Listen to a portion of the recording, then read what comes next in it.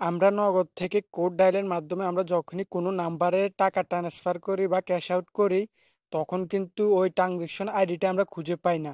ওই ট্রানজ্যাকশন আইডিটা আপনারা কিভাবে খুঁজে পাবেন নাম্বার ডায়াল করে ক্যাশ আউট বা সেন্ড মানি করার পর, সেটা আজকের ভিডিওতে আমি আপনাদেরকে এ টু জেড দেখিয়ে দিব। আবার অনেক ইউটিউবাররা দেখছি কিভাবে অন্যভাবে দেখাই দেয়, কিন্তু এইভাবে কাজ করে না। আমি যেভাবে দেখাই দিব আপনারা সেভাবে দেখলে অবশ্যই আপনারা ক্যাশ আউট বা লেনদেন করার পর ট্রানজ্যাকশন আইডি খুঁজে পাবেন। তো বেশি দেরি কেন, আপনাদেরকে আমি এ টু জেড দেখিয়ে দিচ্ছি মোবাইল স্ক্রিনে গিয়ে। তো আমরা প্রথমত ফোনের ডায়াল প্যাডে চলে যাব। যাওয়ার পর এখানে ডায়াল করব *167#। এটা লিখে যে নাম্বারে, এই নাম্বারে আমরা কল করে দেব। দেন এখানে অনেকগুলো নগদের অপশন দেখতে পারবেন। এখানে আমরা 1 নম্বরে দেখব ক্যাশ আউট, 2 নম্বরে সেন্ড মানি, 3 নম্বরে মোবাইল রিচার্জ এবং 7 নম্বরে দেখব মাই নগদ। তো আমরা 7 লিখে এখানে সেন্ডে ক্লিক করে দেব। এখন এখানে অনেকগুলো অপশন চলে আসবে। এখান থেকে অনেকেই বলে আপডেট অপারেটর, এটা সিলেক্ট করতে, কিন্তু আমরা আগের যে লেনদেন করেছি ওই ট্রানজ্যাকশন আইডিটা কিন্তু খুঁজে পাইনি এখানে সিলেক্ট করে। তো আমি আগের লেনদেনের ট্রানজ্যাকশন আইডিটা আপনাদেরকে এখান থেকে খুঁজে বের করে দেখিয়ে দিব। যদি আপনারা এখান থেকে আগে লেনদেন করেন সেটা খুঁজে পান না। এখন আপনাদের নগদের অ্যাপ্লিকেশনটা কিন্তু প্লে স্টোর থেকে ডাউনলোড করে নেবেন। তো আমি নগদ অ্যাপ্লিকেশনটা ওপেন করতেছি, আপনারাও ডাউনলোড করে ওপেন করবেন। দেন এখানে আপনাদের পিন দিয়ে লগ ইন করে নেবেন নগদ অ্যাপ্লিকেশনে। নাম্বার এবং পিন দিয়ে এখানে লগ ইন করে নেবেন। তো আমি আমার পিন দিয়ে লগ ইন করে নিচ্ছি নগদ অ্যাপ্লিকেশনে। এই যে দেখতে পাচ্ছেন আমার নগদ অ্যাপ্লিকেশনে কিন্তু লগ ইন হয়ে গেছে। এখন আমি আপনাদেরকে ব্যালেন্স দেখাই নগদ অ্যাপ্লিকেশনের। এখন আপনারা নিচে দেখতে পারবেন লেনদেনের একটা অপশন আছে। এই লেনদেনের অপশনটাতে আপনারা ক্লিক করবেন।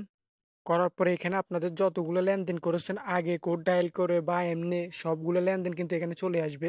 এই লেনদেনগুলো কিন্তু আমি অ্যাপ্লিকেশন ছাড়াই লেনদেন করেছি কোড ডায়াল করে। এখন সেই লেনদেনগুলো কিন্তু এই অ্যাপ্লিকেশনে দেখা যাচ্ছে, এবং এখান থেকে কত ক্যাশ আউট করছি আমি, কত রিসিভ মানি করছি, সব কিছু কিন্তু এখানে দেখা যাচ্ছে। এখন আমাদের ওই ট্রানজ্যাকশন আইডিটা প্রয়োজন হয় কোন সময়, যখন আমরা কোনো ওয়েবসাইটে আমরা টাকা যে ডিপোজিট করি।